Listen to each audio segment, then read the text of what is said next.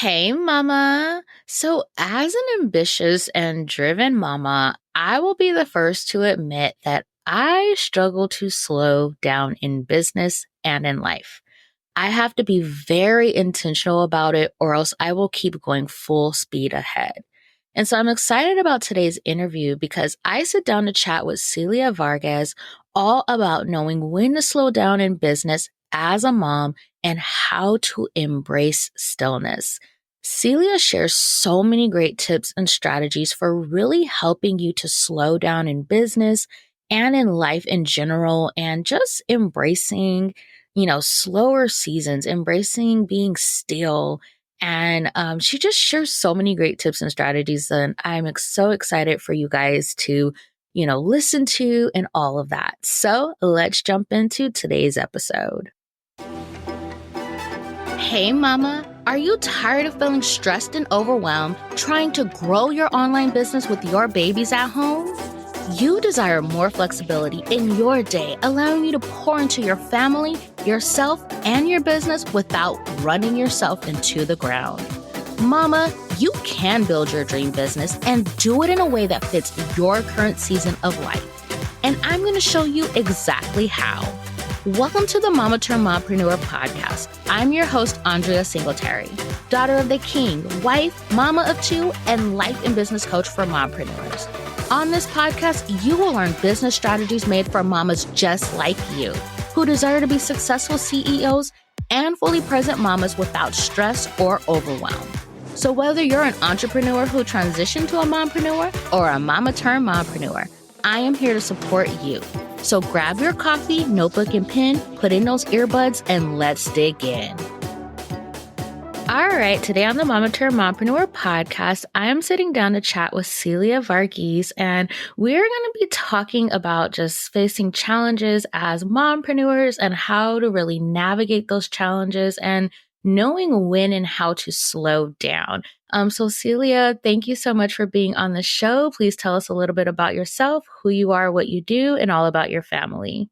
Hi, my name is Celia Varghese. I'm a Christian coach for Christian mom entrepreneurs who are running profitable business and raising young kids, get time back in their busy lives. And I help them through coaching. And I'm also a mama of one, my son Logan, who's a 2-year-old toddler right now. Okay. So tell us a little bit about your mompreneur journey. So did you start your business before you became a mom or after you became a mom? I started my business while I was pregnant. So I started it when I was 6 months pregnant. And at that time, I was serving a different niche. I was helping women physicians find their side gig along with their current workload. And I thought after my son would be born that it would be super simple to get my business up and running. I had no clue about motherhood. I really thought babies just slept and ate all the time and it was going to be a breeze. And once I had my son, I was in for a reality check because he wasn't sleeping much. He was eating. We were having a bit of an adjustment. Mm-hmm. So during that time, I was trying to get my business up and running along raising my son. And it was just a roller coaster of emotions. It was not great during that season of time. We actually reached out to my in-laws for help with sleep training when he was around 2 to 3 months, because we lasted 10 days into, and my mom actually was helping us and she left and we only lasted 10 days. We just could not handle it. So luckily they came down and they helped with our son with sleep training, and then things got easier. But I would say, I think my business truly shifted when I shifted my niche, which was around, I would say September 2022. I had attended a Christian challenge where they were talking about what do you do? Who do you help? And I felt I felt this tug to help Christian mom business owners, but I was afraid to give in.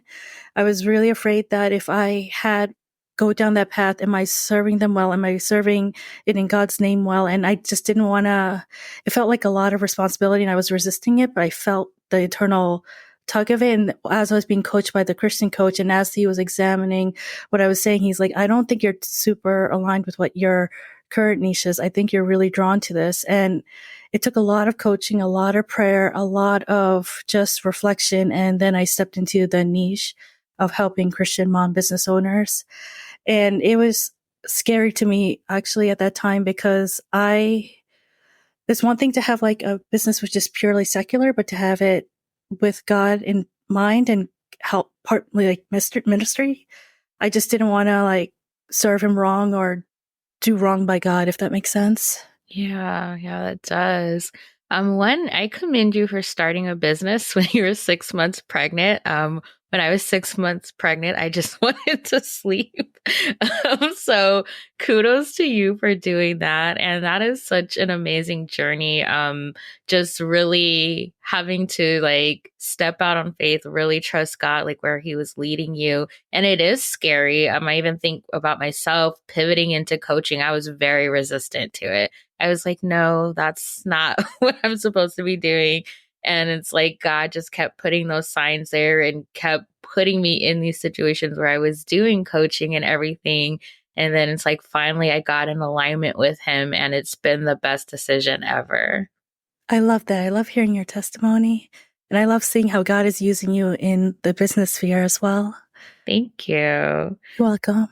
So, let's talk a little bit about like challenges you have faced as a mompreneur. So, what are some challenges you have faced and how have you overcome them? Challenges I have faced is running a business with a 2-year-old. We don't have childcare. It's just me and my husband. And at times it just feels like a lot, because the business is also like a baby in a sense that it's still like up and running. It's not like, it's nothing like what, for lack of a better example, like Amy Porterfield, whose business is definitely established. So I would say the challenges of that, because there are times where I would put my son down for a nap and all I want to do is just rest. But I'm like, no, I need to keep working my business just to have some traction, because I'm the solopreneur. So I would say, like in the beginning, like trying to balance the being the mom, being the business owner. And when your life is so intertwined, like I step out that door, I'm back to being a mom again. I step into this door, I'm a business owner, but like it's not like I go to an office or anything. So Yeah. I would say what helped is like having like set time periods and set boundaries in a sense. Like for me, nap time works, getting work done, because I'm more of a morning, afternoon person. Like at nighttime, I could barely form a cognizant sentence. I'm like horrible. My husband's like, I don't know what you're saying. I'm like, I don't know what I'm saying. So yeah, if you read any of my emails or posts, if I like wrote it then, it would just be like garble. So I had to kind of find my way, my rhythm and everything. And just even like some days when I do wake up earlier than my son, just to put in times there, and also give myself grace, because I think having a business as, moms of little ones is like one of the hardest things to do. Like it is not easy to do both at the same time. And just realizing that and giving myself grace, like, okay, it's not going to look like someone else who might be at a different stage of life. It's going to look what it is. And also taking into account God's timing too. Like maybe there's a reason it's not like where I want it to be. Maybe God's trying to give me a reason and a message, like slow down the journey, enjoy the journey. Because one thing I recently had to overcome is really looking at myself and my business identity, because I had noticed that I've been shifting into everything, thinking about the business, consuming about the business. And instead of my identity being wrapped in Christ, it was becoming wrapped in the business. And God has shown me that, like, look, you're turning your business into an idol. You got to step back. You got to take some distance. You have to recenter yourself in me and everything else going on. And the business will be the business, but the business is not Christ, if that makes sense. Yeah. Yeah, that is, I know myself and my listeners, we can all relate to that, because it is different, like how we as moms run our businesses and just our time and capacity.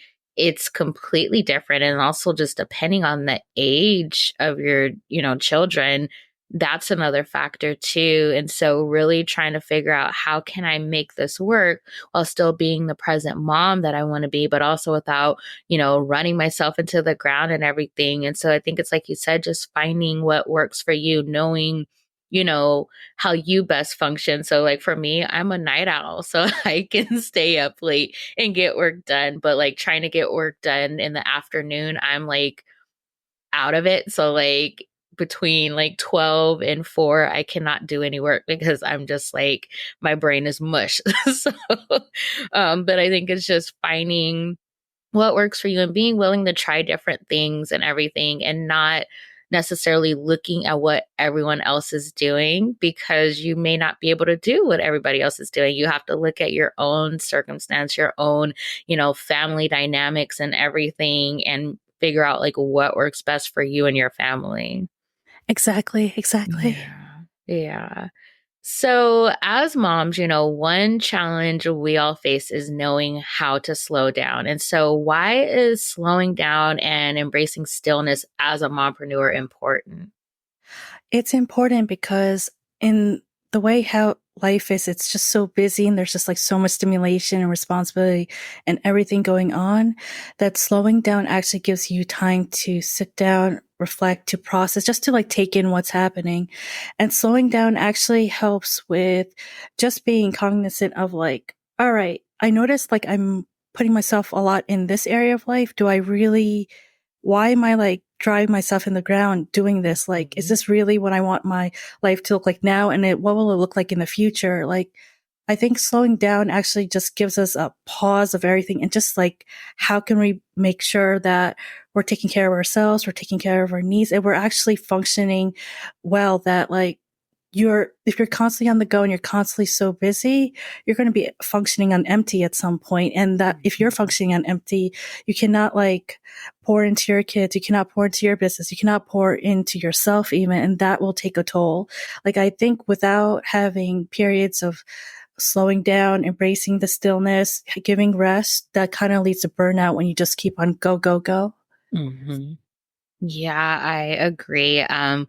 I think when we slow down, it forces us to stop and think and reflect and everything. And it's hard, like, especially if you are a high achiever, if you are ambitious, you can just get in this pattern of being go, go, go, go, go. And then adding in that layer of being a mom. And as moms, we're going to figure it out. We're going to make it happen. If we have to multitask, we'll do it. But it's like just being intentional about slowing down, checking in with yourself, really like looking at like, how am I feeling right now? Oh, I am tired. Oh, maybe, oh, I forgot to eat, different things like that. So, I love what you shared about that, because it's so important.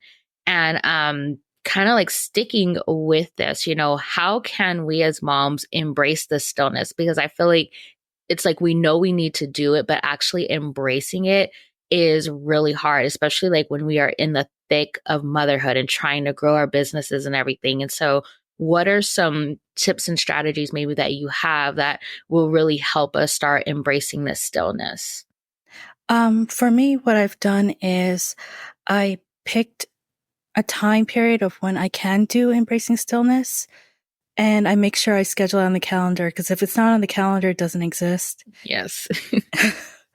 And so like for me, it's like going outside in the morning and walking for 5-10 minutes, or it's trying to like read the Bible in the morning, or it's even like when my son goes to bed, my husband and I spending a little bit quality time and catching up. It's not like using like weeks to months on having stillness. It's just finding those pockets of time that works for your schedule. Because once you have a little bit of it and a little bit taste of it, you'll want more of it, because it's just refreshing just to have time to yourself, time to process, time to just be still and not have just so much at you, so much responsibility, so much expecting you to like, do. Cause as moms, we carry like almost everything on our plate. Like we are the moms who probably schedule everything for our kids. We're the ones scheduling everything in our business.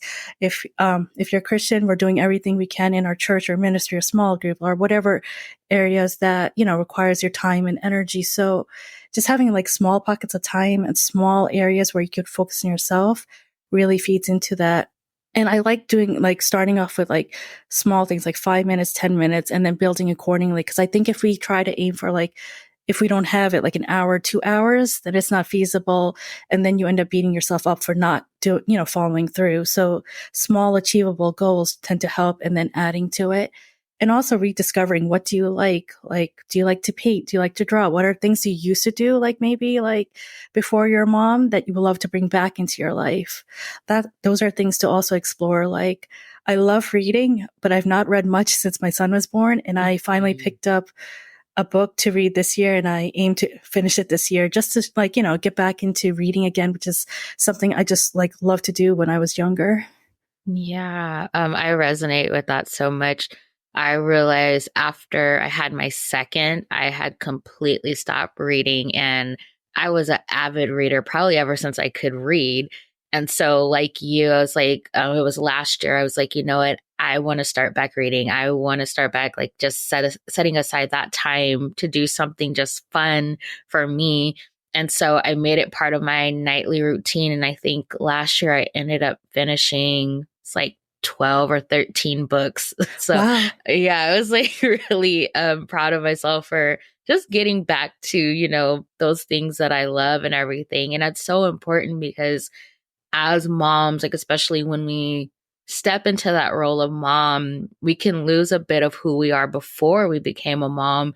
And so being intentional about trying to get back to doing those things that you love, whether it was a hobby or for me, I've always loved journaling. And so just starting my day reading the Bible and taking some time to journal, just making it a daily habit. And I love what you said about starting small. Again, when we are ambitious, we're like, okay, I'm going to do an hour a day, and then it's like we're kicking ourselves because we didn't even do 5 minutes. But when you start small and then slowly increase it, it makes it much more manageable and everything. So I love, love, love what you shared about that. Thank you so much. You're And I have to welcome. ask, like, Mhm. out of the books that you read, what was your favorite? Oh gosh. Trying to think. I started reading the Throne of Glass series. I'm really into like the sci-fi fantasy and all of that. And so it was a really good series. One of my friends recommended it to me. And I think I pretty much blew through the series because it was so good. Nice. I will definitely Yeah. check it out after Yeah. this. So, how can we shift our mindset when we are in a challenging season of life? And we need to, be still and slow down. Because I know for me, when like my stress is high and I'm feeling overwhelmed and everything, I want to fix the problem now so I can stop feeling that way. But there, in those moments, it's probably better to be still and slow down. And so, how can we work through that?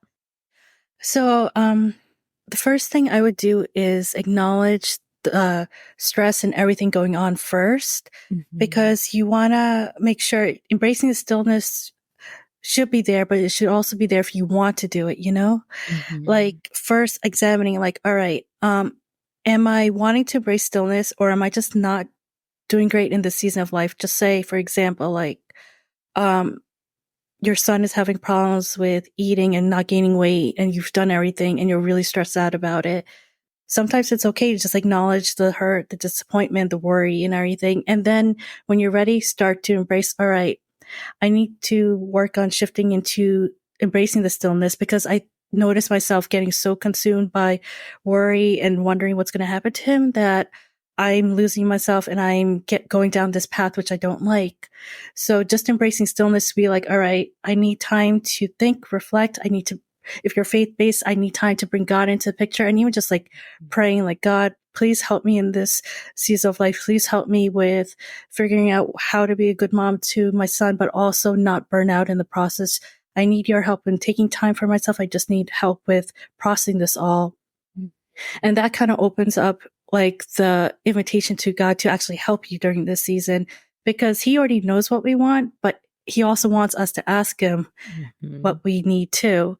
And if you're not faith based, also even just like working on your thoughts of like how you're feeling about the situation, like, Andrea had said, like about journaling, which is a great way of just like getting your thoughts on paper and seeing what it's like and working from there. So those would be like first steps on like embracing the stillness, especially in challenging times, because if you just try to like embrace the stillness and like forget everything else is happening and push it through, it's not going to work. It's going to come out in some way or some form, and you're just going to feel more angry and frustrated. So you have to be cognizant of what stage you're at and how willing you are with the process before you start to embrace the stillness.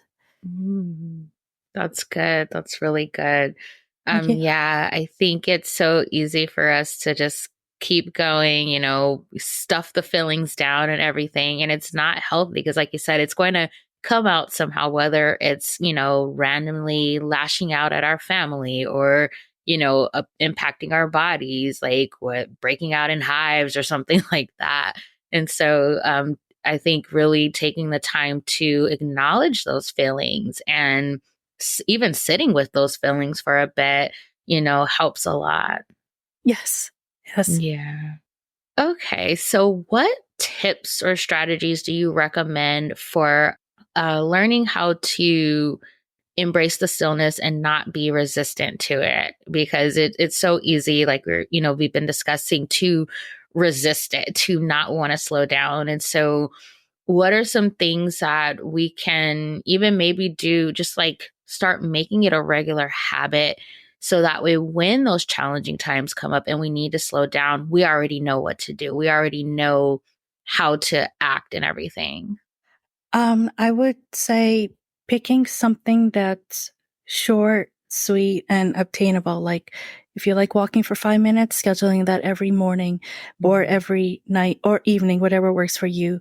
If you're faith-based, picking like a reading plan that working for you. Like I like the Bible Project 1 year plan, which I'm diving deep into it and it gives you like videos and everything. And that helps with learning the Bible, meditating on it, and just getting closer to God. So just finding like things that replenish you and you're excited about. Cause I think what we tend to forget is embracing stillness sometimes does feel like a chore because we're just so used to being on the go. We're ambitious. We want to accomplish things. We want to get things done. But, embracing stillness seems like the opposite of that. Like, why would we want to slow down when there's so much, to get done? And I think making embracing stillness something you want to do and enjoy will make it a lot easier to actually do it.